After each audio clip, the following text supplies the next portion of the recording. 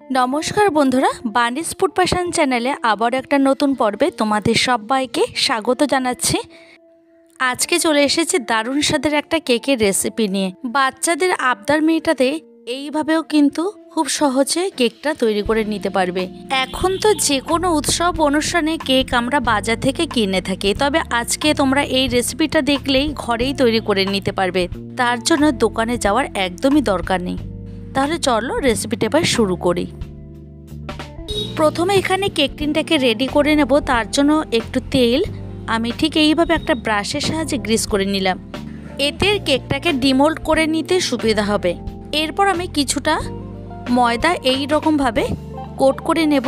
Extra যে ময়দা আছে সেটা আমি অন্য কাজে ব্যবহার করব। অন্যদিকে একটা মিক্সিং বোল নিয়েছি, এর মধ্যে নিয়ে নিলাম মেজারিং কাপের 1 কাপ গুঁড়ো চিনি। এটা আমি মিক্সিং জারে খুব ভালো করে গুঁড়ো করে নিয়েছি। এরপর দিয়ে দিলাম 1/4 কাপ সাদা তেল। এখন তেল আর চিনিটাকে খুব ভালো করে একটা হ্যান্ড হুইস্কের সাহায্যে মিশিয়ে নিতে হবে। এখন আমি দিয়ে দেবো এর মধ্যে কিছুটা পরিমাণে দুধ আছে, এখানে 1/4 কাপেরও একটু কম আছে। এখানে মিশ্রণটিকে না খুব ঘন না খুব পাতলা তৈরি করব। 3টে উপকরণই খুব ভালো করে মিশিয়ে নিতে হবে। হ্যান্ড হুইস্কের সাহায্যে আমি খুব ভালো করে প্রায় 5-6 মিনিটের মতো মিশিয়ে নিলাম।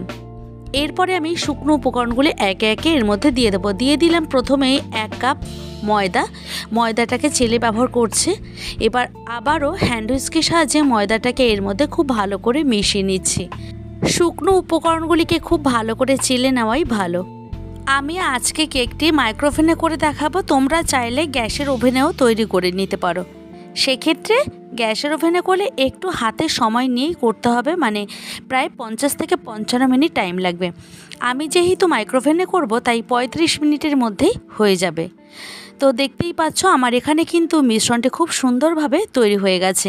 এবার দিয়ে দিচ্ছি 1 টিস্পুন বেকিং পাউডার। বেকিং পাউডারটাকেও স্ট্রেনারে খুব ভালো করে চেলে নিচ্ছি। এরপরে ওই চামচ মেপে 1/2 টিস্পুনের মতো দিয়ে দিচ্ছি বেকিং সোডা। ওপর থেকে 1 টিস্পুনের মতো দিয়ে দিলাম ভিনিগার। এখানে আমি দিয়ে দিচ্ছি পাইনাপেল এসেন্স। তোমাদের ঘরে যেই রকম এসেন্স থাকবে, ভ্যানিলা থাকলে ভ্যানিলাও দিতে পারো।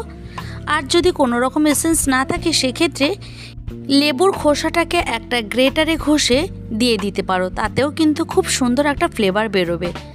এদিকে আমার মিশ্রণটি রেডি হয়ে গেছে। এবার কেক টিনের মধ্যে একটা স্প্যাচুলার সাহায্যে আমি মিশ্রণটিকে ঢেলে নিচ্ছি। অন্যদিকে আমি কিন্তু মাইক্রোওভেনটাকে প্রিহিটে বসিয়ে রেখেছি। এরপর কেক টিনটিকে ঠিক এইভাবে ট্যাপ করে নেব। এখন চলে যাব এটাকে বেক করার জন্য। আমি মাইক্রোওভেনে ঢুকিয়ে 35 মিনিটের মতো বেক করে নিয়ে তারপর তোমাদের সামনে ফিরে এলাম।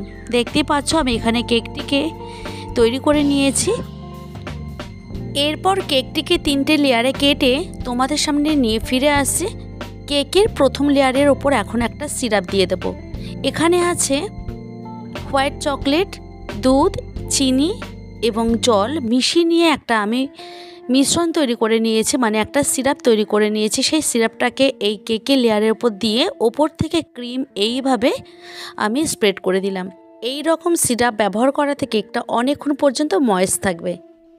আচ্ছা, এবার দিয়ে দিচ্ছি কিছুটা পরিমাণে চেরি। আমি চেরিগুলিকে ছোট ছোট পিস করে কেটে নিয়ে এর মধ্যে দিয়ে দিলাম। প্রথম লেয়ারে আমি ব্যবহার করেছি চেরি আর দ্বিতীয় লেয়ারে ব্যবহার করেছি চকো চিপস। এখানে ক্যামেরাটা ভুলবশত অফ থাকায় তোমাদের দেখাতে পারলাম না। আচ্ছা, এবার একদম শেষ লেয়ারের ওপরও আবারও খুব ভালো করে এইভাবে সুগার সিরাপটা দেব। এখন কেকটাকে খুব ভালো করে আইসিং করে নেব। এখানে একটা প্যালেট নাইফের সাহায্যে আমি ঠিক এইভাবে আইসিং করে নিচ্ছি, আর তোমরা দেখতে থাকো আমি কিভাবে করছি। অনেকেই আছে বেশি ক্রিম পছন্দ করে না, সেক্ষেত্রে এইভাবে অল্প ক্রিম দিয়েও কিন্তু কেকটিকে আইসিং করা যায়। তো আমি এখানে 10 থেকে 15 মিনিটের মতো ফ্রিজে রাখার পর আবারও ফ্রিজ থেকে বার করে নিয়ে কেকটির গায়ে ওপর থেকে ক্রিম এইভাবে আমি দেব। তারপর প্যালেট নাইফের সাহায্যে এইভাবে ঘুরিয়ে ঘুরিয়ে আমি কেকটিকে সুন্দরভাবে ডেকোরেশন করে নিচ্ছি। এখন তো যে কোনো অকেশনে কেকটিকে আমরা ব্যবহার করি, সেক্ষেত্রে দোকানে না গিয়ে ঘরেও কিন্তু এইভাবে হেলদিভাবে তোমরা কেকটিকে তৈরি করে নিতে পারবে। আচ্ছা, এর মধ্যে দিয়ে দিচ্ছি 1 টেবিল চামচ নিউট্রাল জেল। এখন নিউট্রাল জেলটাকে খুব ভালো করে ফেটিয়ে নেওয়ার পর দিয়ে দেব ফুড কালার। এখানে 2 ড্রপের মতো ব্যবহার করছি। তোমাদের ঘরে যদি ফুড কালার না থাকে সেখানে তোমরা অন্য যে কোনো কিছু দিয়ে ডেকোরেশন করে নিতে পারো, মানে এখানে চকলেট দিয়েও কিন্তু তোমরা ডেকোরেশনটা করে নিতে পারো। এখন নিউট্রাল জেলটাকে একটা পাইপিং ব্যাগের মধ্যে ভরে নিয়ে ঠিক এইভাবে বর্ডার দিয়ে নিচ্ছি। এতে কেকটা দেখতে খুবই সুন্দর লাগবে। এবার এইভাবে খুব ভালো করে ড্রিপিং করে নেব। তোমরা তোমাদের পছন্দ অনুযায়ী ডেকোরেশন করে নিতে পারো। দেখতে থাকো আমি কিভাবে ডেকোরেশন করছি।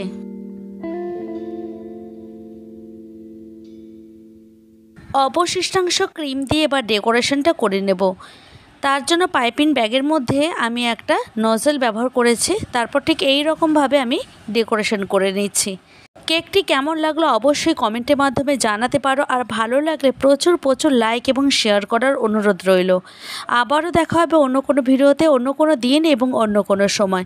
তোমরা সবাই ভালো থেকো, সুস্থ থেকো আর প্রত্যেককে ভালো রাখার চেষ্টা করো। আমার নতুন এবং পুরনো বন্ধুদেরকে জানাই অসংখ্য ধন্যবাদ এইভাবে প্রতি মুহূর্তে আমার পাশে থাকার জন্য।